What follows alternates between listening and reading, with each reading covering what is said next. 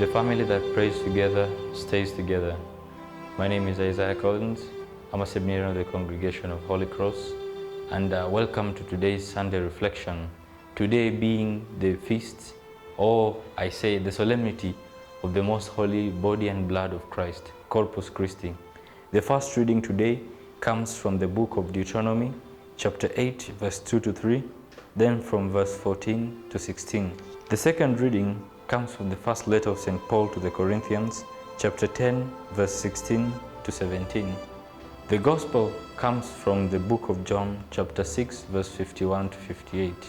In the first reading, Moses speaks of a very important message in our day-to-day lives as Christians. He was talking to the Israelites as he was telling them how God journeyed with them across the desert. He guided them through the wilderness when he gave them water to drink. And we know very well that in the desert it is very hard to find water. But when they were in the desert also, he gave them bread to eat, which was their food, and that bread came from heaven. And Moses talks about the importance of the role that God played for the survival of the Israelites. And this gives us a very special message that without God, we as human beings are nothing. For he is the one who made us, and he is the one who sustains us.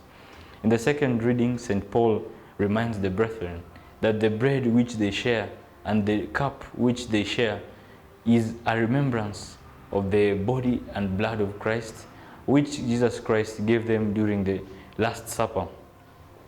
And in the Gospel, Jesus talks about how whoever eats this bread and drinks the cup which he was talking about shall have eternal life within him. Because that cup and that bread, Jesus Christ rightly said, it is his body and his blood. And as so, the Jews were perplexed and asked themselves, how can this man give us his body to eat and his blood to drink? But Jesus Christ told them, whoever eats of his body and drinks of his blood shall have eternal life within him, and he shall dwell in him. And Jesus Christ, who is the way, the truth, and the light, for he is God himself, truly said that it is his body and his blood that gives us sustenance in our Christian lives. My dear brothers and sisters, by partaking in the Eucharist, especially in this feast of the Corpus Christi, we are supposed to be aware that that piece of bread that we receive during Mass and that wine we find in the chalice is really and wholly the body and blood of Christ. And therefore, in this feast of Corpus Christi, we should really try to reflect and meditate on the importance of the body and blood of Christ.